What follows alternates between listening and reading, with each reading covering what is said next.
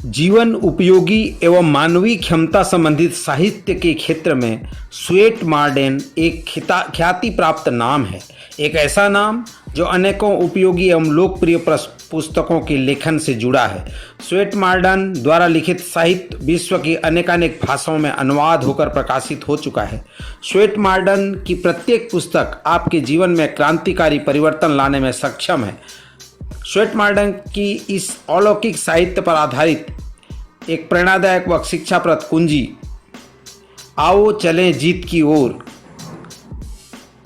जीवन के प्रति उत्साह एवं उमंग, मधुर संबंध, प्राणी मात्र के प्रति दया व भलाई की भावना, कार्य में निष्ठा, उत्तम स्वास्थ्य व मानसिक शांति व विचारों में शुद्धता आदि अनेक गुणों का आपके जीवन में समावेश करेगी। तो फिर देर किस बात की, इस पुस्तक को अपनाएं व अपने जीवन में सफलता व जीत का नया व अद्भुत संचार करें। आओ चले जीत की ओर। पाठ 10 इच्छा पूर्ति सामने रखें। स्वेट मार्डेन की इस किताब में मुख्य रूप से इंसान इच्छाओं का दास होता है, यह आमतौर पर कहा जाता है, पर इस बात को बहुत कम लोग समझते हैं कि इच्छाएं ही हमारी मानव समाज और जगत की प्रगति होती है। अगर हम में इच्छाएं न होती तो हम आज भी पाषाण युग में ही रहते, पत्थरों से शिकार करके कंदराओं में या पेड़ों पर रहते। पर इच्छाएं अनंत न होनी चाहिए।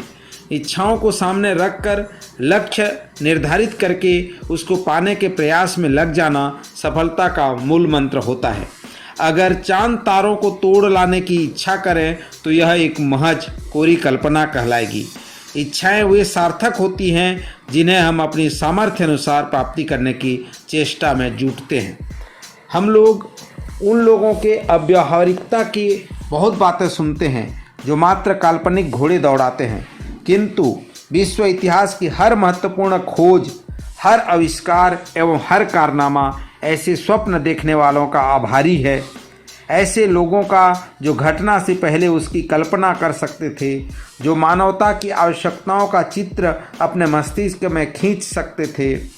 जिन लोगों की कल्पना शक्ति निर्बल होती है या होती ही नहीं, जो लोग कल्पना पटल पर चित्र खींचने के पात्र नहीं होते, जो लोग अपने आदर्श का केवल धुंधला या मलिन चित्र खींच सकते हैं, वे लोग बड़े कारनामे नहीं दिखाया करते। अनेक मनुष्यों के पास योग्यता और विद्वता होते हुए भी उन्हें कार्य की शुरुआत करने की हिम्मत या साहस नहीं होता, क्योंकि उनको इस बात की शिक्षा नहीं दी गई कि वे किस तरह अपने अवयवों का उपयोग करके योग्य और विद्वान बन सकते हैं। जबकि यह कोई कठिन बात नहीं होती, केवल उन्हें साहस नहीं होता कि वे ऐसे काम शुरू करें जिन्हें करने के वे हर तरह से पात्र होते हैं एवं जिन्हें शुरू करके वे पूर्ण कर सकते हैं। यदि बचपन में समुचित शिक्षा दीक्षा दी जाए तो बहुत कम लोग असफल रहे। जो लोग इस विश्व में बड़े बड़े काम करते हैं, उनकी कल्पना शक्ति बहुत प्रगतिशील होती है।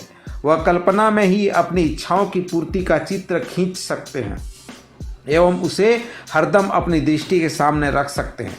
हमें जिस काम के करने की इच्छा है उसका अपने मस्तिष्क में काल्पनिक चित्र बनाना एवं काम की अवधि में उस पूर्ण चित्र को हरदम आंखों के सामने रखना एक वास्तविक शक्ति है। यह एक ऐसा नमूना हमारी आंखों के सामने कर देता है जिसके इर्द गिर्द हमारे समस्त उच्च उद्देश्य केंद्रित हो जाते हैं। यह शक्ति हमारे जीवन में अनुशासन और शिक्षण उत्पन्न करती है एवं एक कार्यक्रमानुसार कार्य करने में हमारा पथ प्रदर्शन करती है। जहाँ तक संभव हो, बच्चों को बचपन से ही अपने सपनों और कल्पनाओं का सही चित्र खींचने का ढंग सिखाना चाहिए। उन्हें बताया जाए कि पहले मस्तिष्क में प्रत्येक वस्तु की रचना का चित्र लगाएं, उसी तरह जैसे कि एक भवन निर्माता निर्माण आरंभ करने से पूर्व भवन का चित्र अपने मस्तिष्क में बना लेता है। बालकों को उनको अपने विचारानुसार सुदृढ़ एवं सुंदर और भव्य हवाई किले बनाने, उनकी कल्पना करने एवं स्वप्न देखने का साहस पैदा करना चाहिए। उसी तरह एक युवा होकर कर्म भूमि में अधिक प्रभावशाली कार्य कर सकेंगे।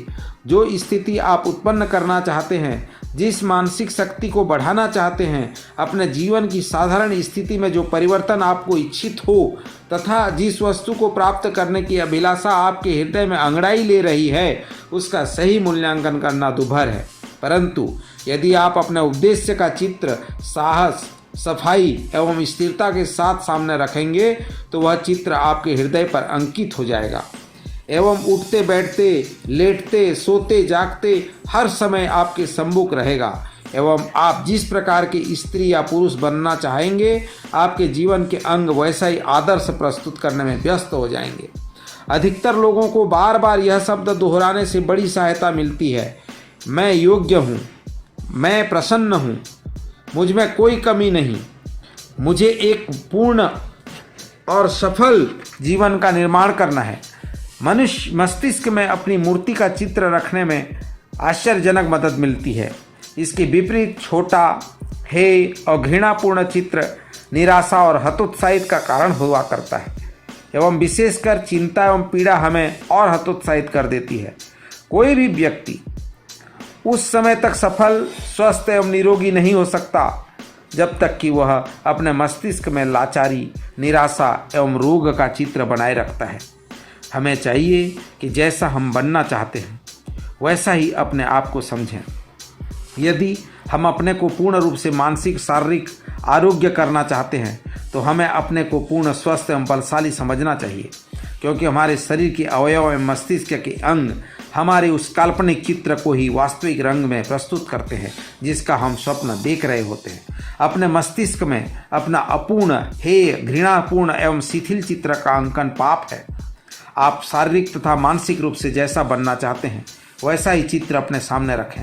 आपकी शारीरिक एवं मानसिक दशा उस चित्र से चाहे कितनी भी भिन्न क्यों न हो, यदि आप उस काल्पनिक चित्र को हरदम अपने सामने रखेंगे तो पहला भद्दा और भोंडा चित्र स्वयं आपके मस्तिष्क से लुप्त हो जाएगा। यदि आप अपने शरीर को अपने अंतर सा समझें तो आपको आश्चर्यजनक सहायता मिलेगी, क्योंकि विज्ञान में हमें बताता है कि शरीर के अवयव समझ बूझ और बुद्धि एवं दूसरे लक्षण भी व्यक्त करते हैं।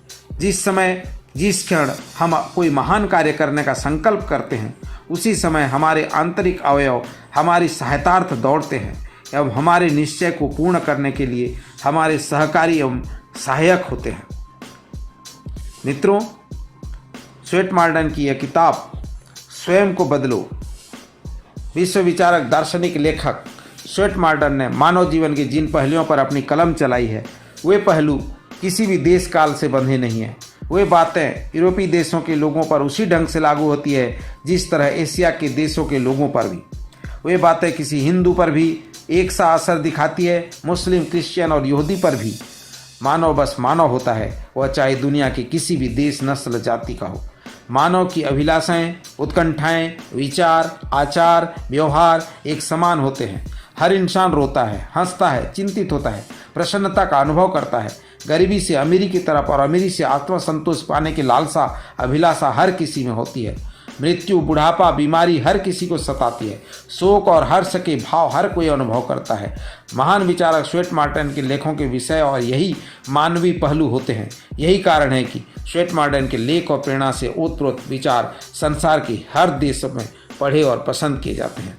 तो आपको ये विचार साझा करते हुए हमें प्रसन्नता हो रही है कि आप भी इच्छा पूर्ति को सामने रखें। अनेक मनुष्यों के पास योग्यता और विद्वता होते हुए भी उन्हें कार्य का श्री गणेश करने की हिम्मत या साहस नहीं होती, क्योंकि इनको इस बात की शिक्षा नहीं दी गई कि वे किस तरह अपने अवयवों का उपयोग करके योग्य और विद्वान बन सकते हैं। आप सभी ने बड़े धैर्य से इसको सुना और मैं चाहूँगा कि आप अपने जीवन में इस इच्छा पूर्ति को सामने रख करके हर कार्य को गोल सेट करके, टारगेट बना करके, ऑब्जेक्टिव सेट करके, प्लानिंग करके अचीव करने का प्रयास करें। बहुत बहुत धन्यवाद।